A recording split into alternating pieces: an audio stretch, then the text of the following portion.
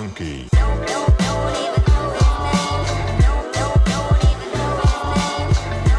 And a happy good morning to you. We've had our first substantial rains in quite a while. Man, got like maybe an inch just, oh, I failed again.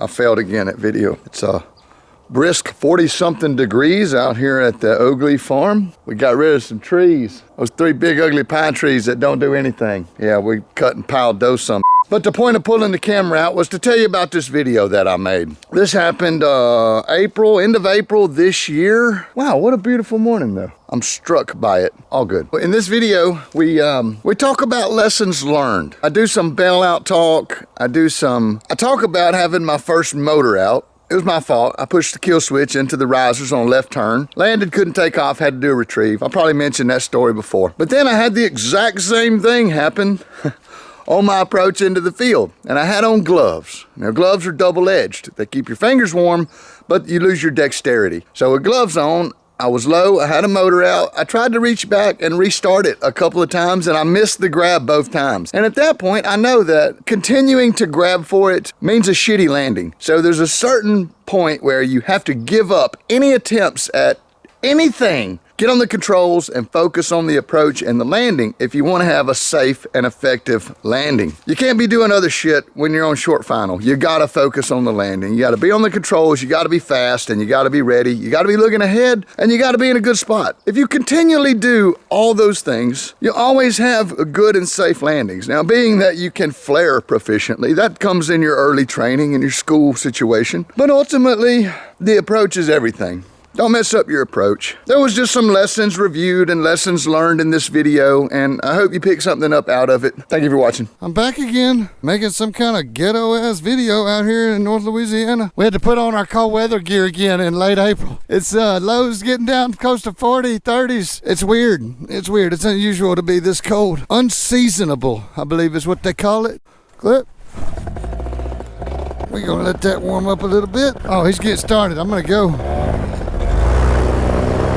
Got wind in my face. Mud hole obstructions. I should be able to do it. 1, 2, 3, go. Free ride. Power. Brakes. Woo. There we go. Yeah, boy. Ride 'em, cowboy. I'm gonna cut some drainage and that right there. I see now what I need to do. Yeah, I'm fixing to fix this field. I talked to the airport manager, and he said that I could do some repairs out here that would greatly improve. Oh, shit. I need to get on the controls and that stuff. Flying low in thermal conditions with my hands off. Woo! Whoa. This wing is so ridiculous. It is so ridiculous. Pretty easy to foot drag though. Yeah, once I get off the turbulence. Man, that brings me to an important safety point. If you're not on your game as far as ups and downs and bumps, you don't need to be anywhere near the ground. I mean, period. Just something as small as a tiny hill I've hit before when I was less experienced. Raised my feet and hit the cage on it. Just a little bump, but it busted a propeller tip. Nice, turbulent zone right there. And then it gets stronger. Oh, I found out where Jolie lives. I'm gonna go over here and fly by her house. This thing is so weighted up. I've got this Monster McFly with a bunch of fuel in it. I actually never really put this much fuel inside of a Monster, but one of my students did. So I'm just gonna burn it out of here. Woo-hoo. Got my bailout picked over here and everything. It's this field here with the water tank. That's my bailout. I can also hit Mike's field over here, but I would pick this one. Just keep ourselves some altitude as we go over. See how our horses react. There's Lex.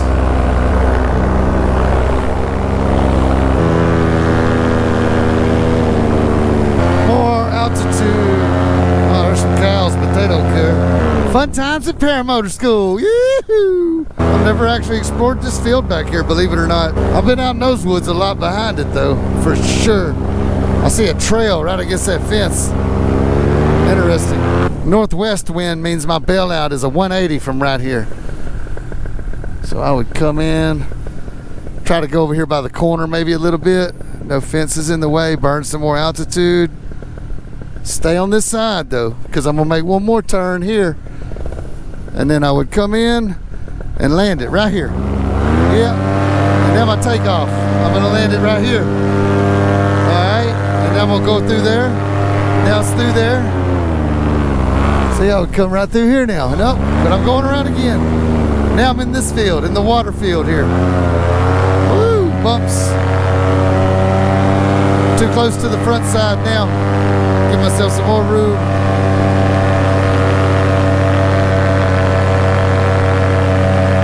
Do we have any airplanes anywhere? That's always the question that I ask when I get close to this airport or the runway. Looks like no downwinders, no upwinders. Leave myself my bell out though. Get him, David. I'm gonna pull these trims in just a little bit. Okay, maybe that was a lot, I don't know. I'm gonna put these gloves on.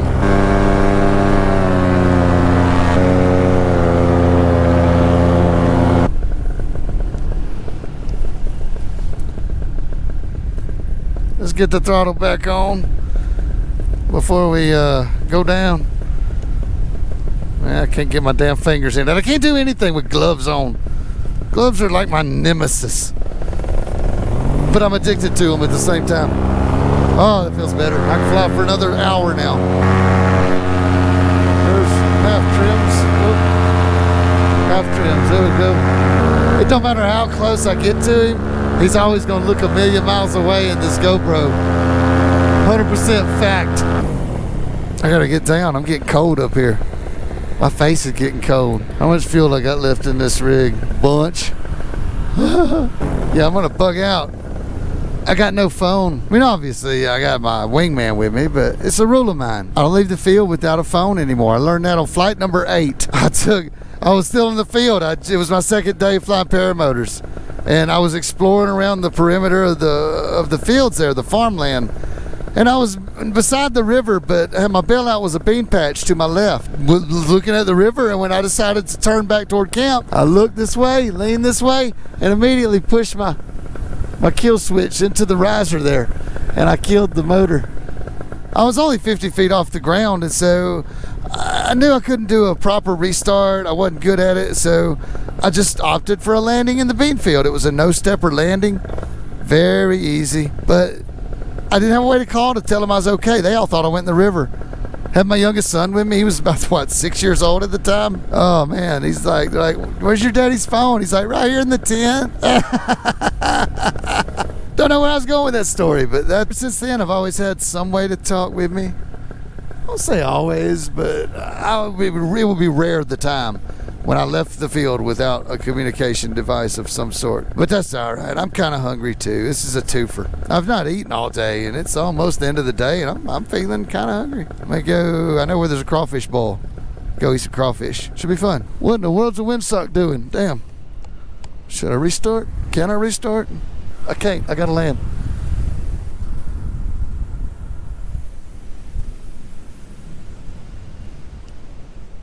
The wind is showing southwest over there. So strange.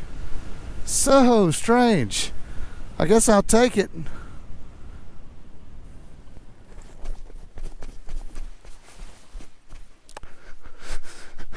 Yeah, I was just gearing up for like a northern. Come on. Oh, it didn't snag. Helmet achievement number 1. Lines dragged over it. Did it snag? Yeah, that's a south wind there. Oh, what garbage. I killed my motor before I realized what the wind was doing. Yeah, there's another lesson in that, and that you never sort of change your tune. I reached up for the starter handle, missed it, reached it again, and missed it again, and that was it. I couldn't continue to try, or I would have done a shitty landing. I had to get on the controls, get set up on an approach. As short as it was, it's a calculation on the fly, as they say. Pun intended. It's probably where that term comes from. Making quick decisions in the airplane on the fly. That's what we have to do sometimes. But you got to commit to the decision, and committing to the restart would have been the wrong decision to commit to there. Yeah, lessons.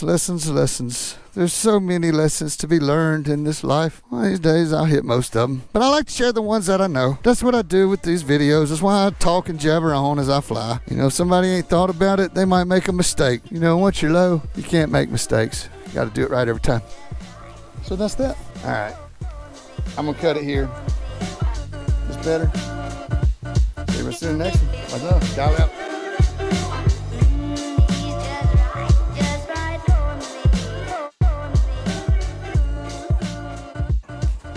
Oh, you're still there? Well, that's the end, my friends. There is no more. We're done. You can keep watching if you want to, but I probably would have clicked off by now. I would have done turned this thing off and clicked on to the next terrible content in your YouTube feed. I'm sure there's some there. Just look a little closer. Probably the next thing is some terrible content. Who knows? It's a fact. It's a fact. I'll see you guys real soon in the next one. Thanks for tuning in. Subscribe for more. Contact information in the description below. See y'all real soon in the next one. Much love, guys. Kyle out. Oh, I missed. What am I advertising here? Marshall's Home Medical Equipment. It's the one my wife brought me.